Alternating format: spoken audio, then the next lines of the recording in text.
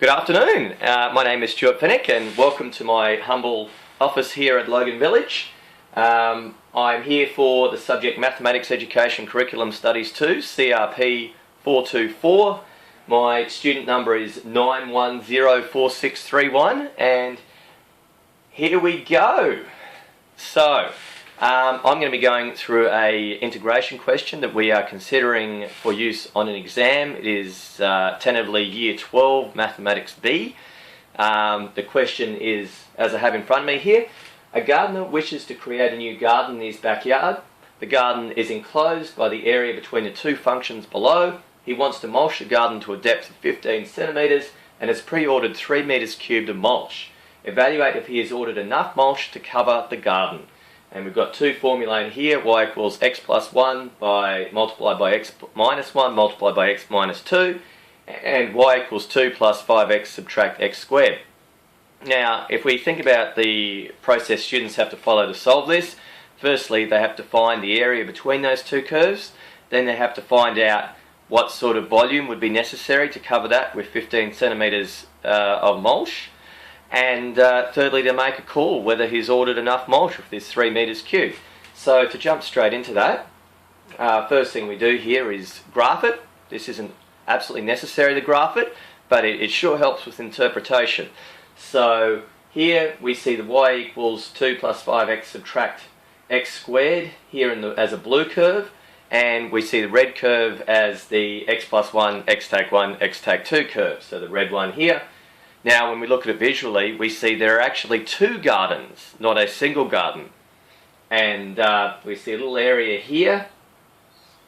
It's a very, very thin garden. And then we've got this larger bit of garden up here, which is a bit wider. Now I actually have a recommendation that we change the original question to refer to gardens rather than garden, because there are really two gardens, as we can see in this photo. Now, to find the area between the two, we take the difference of the two functions, and that can be seen here as this pink or purple line, depending on how it comes out on the video. And we then find the area between that curve and the x-axis.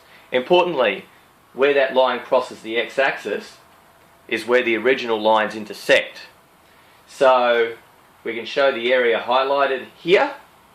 Now, importantly, when we go to use integration on this, we need to use a definite integral of two separate parts.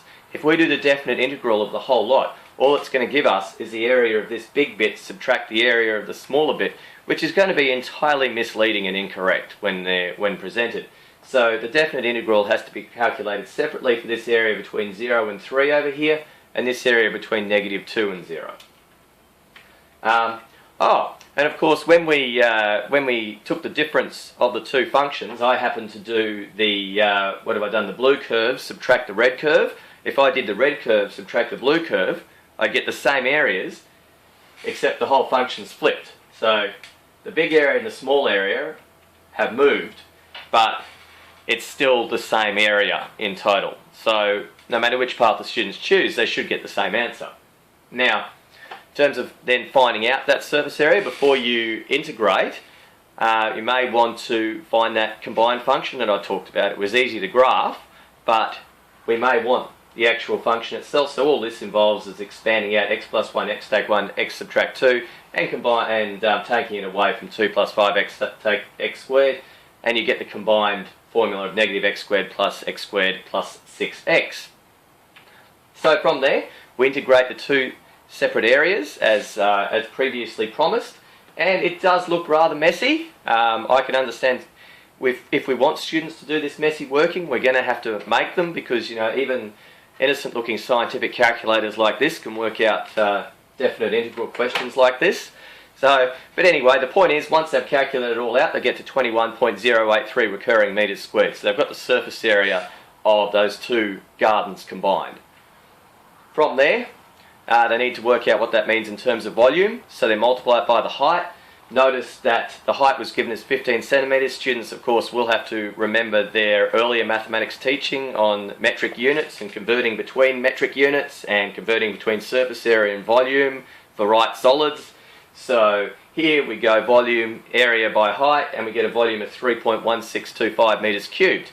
Now, then we've got to make a conclusion. Since the particular gardener has ordered 3 metres cubed and needs 3.1625 metres cubed, there is not enough mulch to cover the garden to 15 centimetres. Students could have taken a slightly different tangent on this question. They could have taken the volume of 3 metres cubed that we had, divided it by the surface area, and came out with a height that amount would fill, and that height would have been under 15 centimetres, and they would have come to the same conclusion.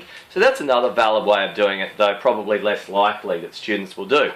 So most importantly, I hear you asking, well, where does this fit in the syllabus? Well, it's in the introduction to integration section, towards the end of the Mathematics B syllabus, particularly the subject matter definition of the definite integral and its relation to the area under the curve, and use of integration to find area. There is a suggested learning experience that's straight down the line of what we're doing here, and that is number 2, use integration to calculate the area enclosed by 2 intersecting curves. In terms of meeting the general objectives for assessment, it does tend to meet all of them. I won't go through them in great detail. In terms of select and use mathematical technology, it is possible to do this question without technology at all, but I am recommending we do use technology. It allows students to move between algebraic and visual and written word ways of describing the problem. I think it will reinforce learning and is particularly useful. And in terms of identify assumptions, parameters and or variables during the problem, we haven't actually explicitly asked for assumptions, but I'm going to recommend that we do that because there are a number of assumptions that are made during this. One of the most interesting is you have to assume that the original curves that they've given you are in metres. It doesn't actually say what unit those original curves are in. So, notably, Maths 4 and Communication and Justification 6 aren't completely covered by the question, particularly these ones involve justify the reasonableness of results and analyse and interpret results in the context of the problem to investigate the validity. We haven't really asked the students to do that at all. If we wanted that included, I'd recommend that we add a little bit more into our original question. So principles for a balanced course. Look, someone's going to look at us and go, how realistic is it that this gardener has worked out the boundaries of their garden with up to third order polynomials? And we have to say, well, that's our sort of gardener. They're our people. Look, we do call it life related. We're talking about gardens. We're talking about mulch. Technology, as before, recommended we do use technology. So yes, initiative, calling this non-routine. It's not a standard definite integral question. It includes some components from mathematics in previous years. It's not what you'd call routine in this area. And complexity, have called it complex due to the nature of, well, the process that has to be followed. It really is problem solving to get anywhere near a reasonable answer to this question. Overview, I've got my 3 recommendations here. Use technology, change the question, have the plural gardens, and include the asking for assumptions so that students do include that and we can assess in that area a bit better. Sits in the Mathematics B syllabus nicely in the introduction to integration, addresses all but 2 key competencies if my recommendations are taken, life-related technology, non-routine and complex, and I suggest we use this as a maths question in an exam, perfectly suited. My recommendation is probably an A grade question. So thank you for your time and I look forward to taking any questions.